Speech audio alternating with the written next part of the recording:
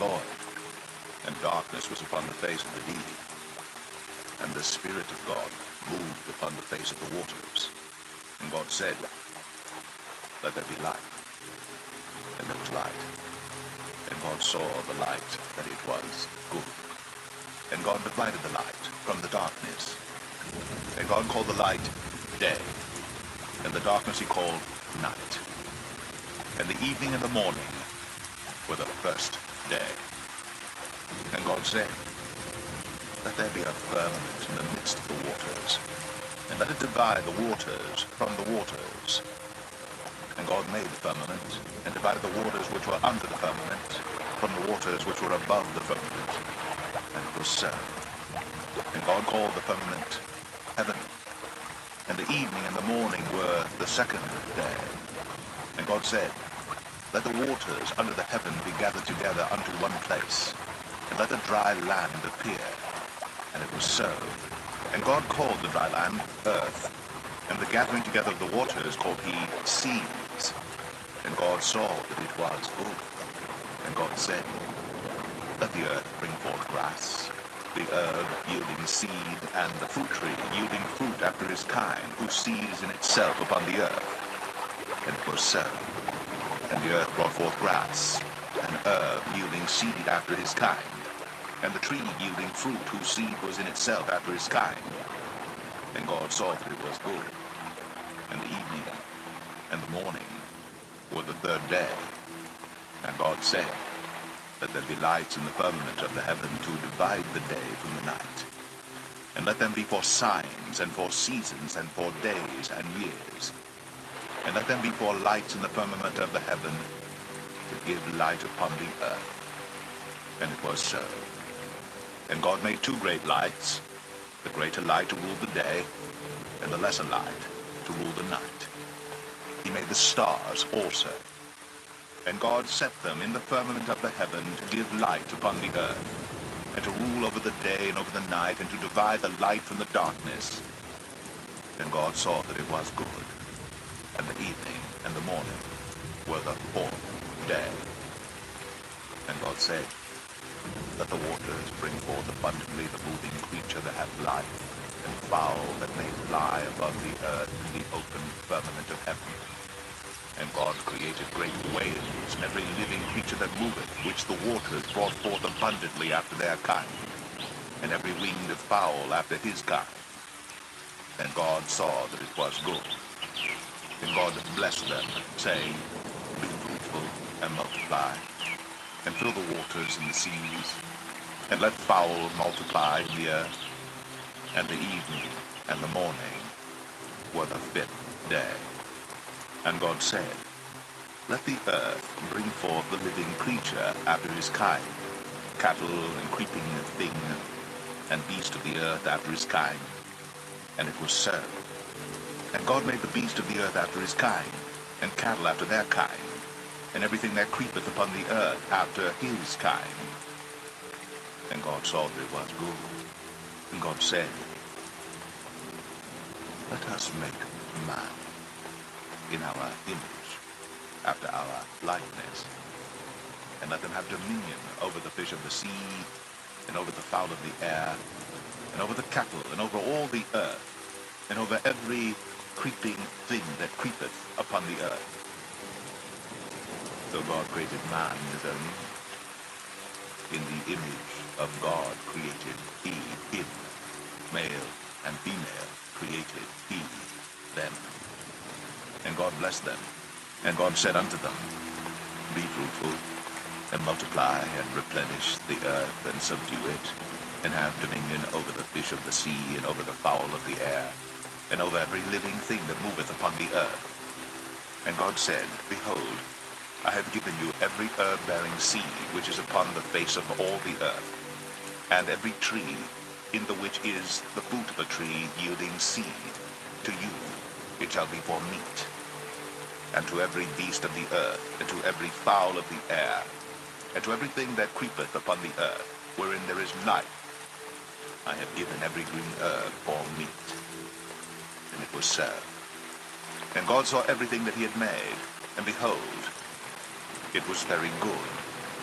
and the evening and the morning were the sixth day.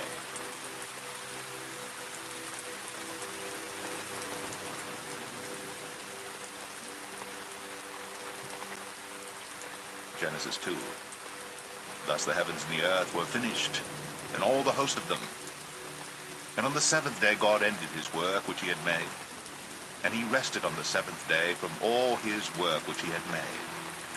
And God blessed the seventh day, and sanctified it, because that in it he had rested from all his work which God created and made. These are the generations of the heavens and of the earth when they were created, in the day that the Lord God made the earth and the heavens. And every plant of the field before it was in the earth, and every herb of the field before it grew. For the Lord God had not caused it to rain upon the earth, and there was not a man to till the ground. But there went up a mist from the earth, and watered the whole face of the ground.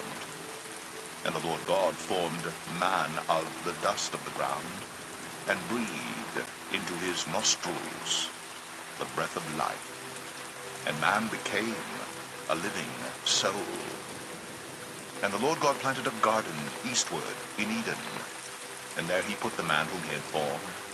And out of the ground made the Lord God to grow every tree that is pleasant to the sight, and good for food. The tree of life also in the midst of the garden, and the tree of knowledge of good and evil. And a river went out of Eden to water the garden, and from thence it was parted, and became into 4 heads. The name of the first is Pison. That is it which compasseth the whole land of Havilah, where there is gold. And the gold of that land is good. There is bdellium, and the onyx stone. And the name of the second river is Gihon. The same is it that compasseth the whole land of Ethiopia. And the name of the third river is Hiddekel. That is it which goeth toward the east of Assyria.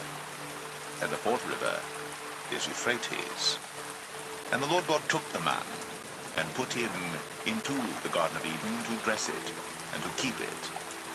And the Lord God commanded the man, saying, Of every tree of the garden thou mayest freely eat, but of the tree of the knowledge of good and evil thou shalt not eat of it. For in the day that thou eatest thereof, thou shalt surely die. And the Lord God said, It is not good that the man should be alone. I will make him an helpmeet for him. And out of the ground the Lord God formed every beast of the field and every fowl of the air, and brought them unto Adam to see what he would call them. And whatsoever Adam called every living creature, that was the name thereof. And Adam gave names to all cattle, and to the fowl of the air, and to every beast of the field. But for Adam there was not found an helpmeet for him. And the Lord God caused a deep sleep to fall upon Adam, and he slept. And he took one of his ribs, and closed up the flesh instead thereof. And the rib which the Lord God had taken from man made he a woman, and brought her unto the man. And Adam said, This is now bone of my bones, and flesh of my flesh. She shall be called woman, because she was taken out of man. Therefore shall a man leave his father and his mother, and shall cleave unto his wife, and they shall be one flesh. And they were both naked, the man and his wife, and were not ashamed.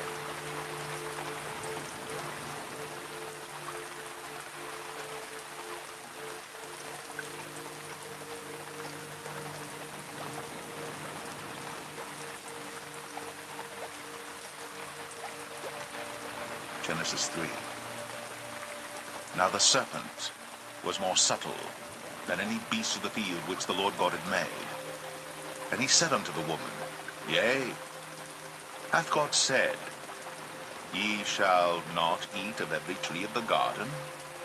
And the woman said unto the serpent, We may eat of the fruit of the trees of the garden, but of the fruit of the tree which is in the midst of the garden, God hath said, Ye shall not eat of it, neither shall ye touch it, lest ye die. And the serpent said unto the woman, Ye shall not surely die. For God doth know that in the day ye eat thereof, then your eyes shall be opened, and ye shall be as gods, knowing good and evil. And when the woman saw that the tree was good for food, and that it was pleasant to the eyes, and a tree to be desired to make one wise, she took of the fruit thereof, and did eat, and gave also unto her husband with her, and he did eat. And the eyes of them both were opened, and they knew that they were naked. And they sewed fig leaves together, and made themselves aprons. And they heard the voice of the Lord God walking in the garden in the cool of the day. And Adam and his wife hid themselves in the presence of the Lord God amongst the trees of the garden. And the Lord God called unto Adam, and said unto him, Where art thou? And he said, I heard thy voice in the garden, and I was afraid, because I was naked, and I hid myself. And he said, Who told thee that thou wast naked? Hast thou eaten of the tree whereof I commanded thee that thou shouldest not eat? And the man said, The woman, whom thou gavest to be with me, she gave me of the tree, and I did eat. And the Lord God said unto the woman, What is this that thou hast done? And the woman said, The serpent beguiled me, and I did eat. And the Lord God said unto the serpent, Because thou hast done this, thou art cursed above all cattle, and above every beast of the field. Upon thy belly shalt thou go, and dust shalt thou eat all the days of thy life. And I will put enmity between thee and the woman, and between thy seed and her seed. It shall bruise thy head, and thou shalt bruise his heel. Unto the woman he said, I will greatly multiply thy sorrow, and thy conception. In sorrow thou shalt bring forth children, and thy desire shall be to thy husband, and he shall rule over thee. And unto Adam he said, Because thou hast hearkened unto the voice of thy wife, and hast eaten of the tree of which I commanded thee, saying, Thou shalt not eat of it. Cursed is the ground for thy sake. In sorrow shalt thou eat of it all the days of thy life. Thorns also, and thistles shall it bring forth to thee, and thou shalt eat the herb of the field. In the sweat of thy face shalt thou eat bread, till thou return unto the ground. For out of it wast thou taken, for dust thou art, and unto dust shalt thou return. And Adam called his wife's name Eve, because she was the mother of all living. Unto Adam also and to his wife did the Lord God make coats of skins, and clothed them. And the Lord God said, Behold, the man is become as one of us, to know good and evil. And now, lest he put forth his hand, and take also of the tree of life, and eat, and live forever. Therefore the Lord God sent him forth from the Garden of Eden, to till the ground from whence he was taken. So he drove out the man, and he placed at the east of the Garden of Eden cherubims, and a flaming sword which turned every way, to keep the way of the tree of life.